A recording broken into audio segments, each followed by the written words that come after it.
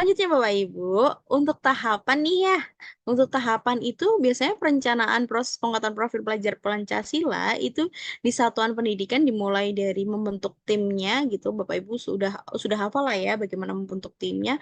Ini bergantung pada SDM-nya. Nah, ini lagi-lagi kita kalau di kurikulum Merdeka itu caranya setiap sekolah akan beda rasanya.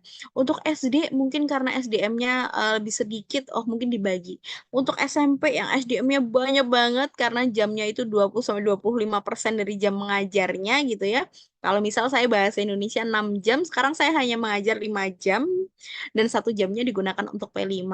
Nah, otomatis banyak nih rekan saya untuk jadi fasilitator.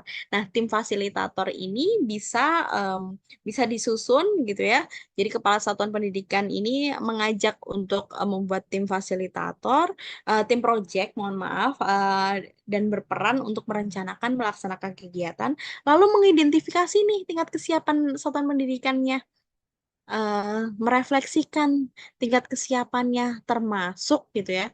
Nanti masuk pada merancang dimensinya yang ketiga. Baru cari temanya, lalu alokasi waktunya. Terus di alokasi waktu ini kita juga membahas apakah dilakukan di satu hari setiap 1 pekan, apakah dilakukan sistem blok 2 minggu sampai 1 bulan gitu ya. Kan sesuai dengan jamnya masing-masing. Apakah dilakukan sistemnya setiap hari di sekolah saya itu masuk 6 hari, 5 hari ada project gitu. Apakah seperti itu gitu ya? 2 jam setiap hari, setiap per harinya gitu ya. Terus selanjutnya menyusun modul. Menyusun modul ini punya cara masing-masing Bapak Ibu. Ada tim modul sendiri. Kalau di sekolah saya semua fasilitator em, berhak untuk merasakan gitu menyusun modul. Jadi dibagi 3 modul, semuanya menyusun modul. Mau menyusun modulnya di mana? Teman-teman saya menyusun di tahapan.